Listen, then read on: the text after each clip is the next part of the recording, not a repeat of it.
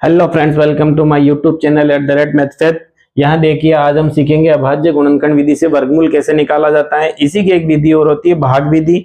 यहाँ पे हम पढ़ेंगे अभाज्य गुणनखंड। अभाज्य गुणनखंड विधि इसको इसीलिए कहा जाता है कि इसमें जो गुणनखंड करने के लिए जो संख्याएं काम में ली जाती है वो सारी अभाज्य संख्याएं होती है। तो देखिए, अभाज्य गुणनखंड विधि कुछ इस तरीके से लाइनें खींच ली जाती है और यहाँ पे मान लो आपके पास कोई क्वेश्चन है 2304, इसका आपको निकालना है वर्गमूल अभाज्य गुणनखंड विधि से। तो देखिए 2304 अभाज्य गुणनखंड विधि से वर्गमूल निकालने के लिए सबसे पहले आपके पास जो काम में आती है विधि वो है भाजकता का नियम।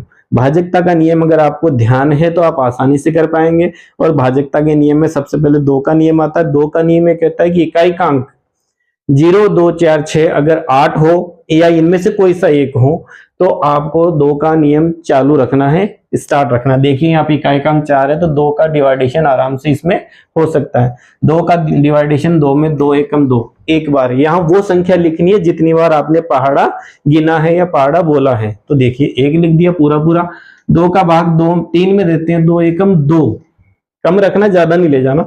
एक बार गया, यहां से 1 हासिल का बच रहा है, 0 इधर 10, 10 में 2 का पहाड़ा 5 बार, 2 पंजे 10 और 4 में 2 दूनो 4। फिर इकाई का अंक 2 है, फिर 2 का। ध्यान रखिएगा, जब तक इकाई का अंक वाला सिस्टम खत्म नहीं होता है तो भाजकता का 2 का नियम भी आपको खत्म नहीं करना है, स्टार्ट रखना है। 2 का नियम जब पूरी तरह से खत्म हो जाए तब आपको 3 का नियम लाना है और उसके बाद में 5 का। देखिए 2 का जा रहा है, 2 का 1 में नहीं जाता, 11 में देंगे। 2 पंजे 10, लाना 11 था, 10 आया, 1 कम पड़ रहा है यहाँ पे और 5 यहाँ से। जब 1 इधर है 5 इधर है तो 15, अब 2 का पड़ा 15 में, 2 साते 14, फिर 1 कम पड़ गया और 2 इधर से है तो 12, तो 2 6 12 पूरा पूरा। इसके बाद फिर 2 का जा रहा क्योंकि इकाई का अंक 6 है। देखो 2 दूनू 4, 1 यहाँ से बचा, 7 यहाँ से 17, तो 2 8 16, फिर 1 यहाँ से बच गया, 6 यहाँ से, 2 8 16। आगे देखिए, फिर 2 का भाग इसमें चला जाता है, 2 एकम 2, 2 चौक 8, 2 चौक 8।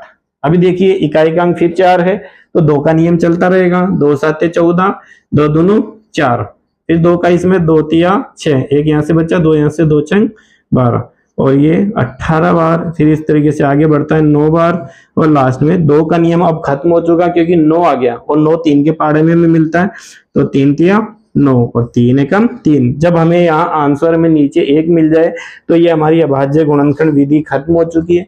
अब इस विधि से हमें वर्गमूल निकालना है। निकालने के लिए आपको इनको गुणा में लिख लेना है सबको। देखिए 1 2 3 4 5 6 7 8, 8 बार गुणा में 2 है तो 2 गुणा 2, 2 गुणा 2, 2 गुणा 2 और 2 गुणा 2 और गुणा में 3 गुणा 3।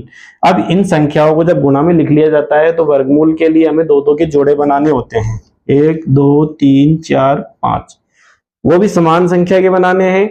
इनमें से एक एक बार नीचे लिख देना है, सभी जोड़ों में से एक एक बार नीचे लिख के और इनको गुणा कर देना है। 2 दूनी 4, 4 दूनी 8, 8 दूनी 16, 16 × 3 48 और ये 48 जो आंसर हमें मिलता है ये हमारे 2304 का वर्गमूल हमें मिल जाता है।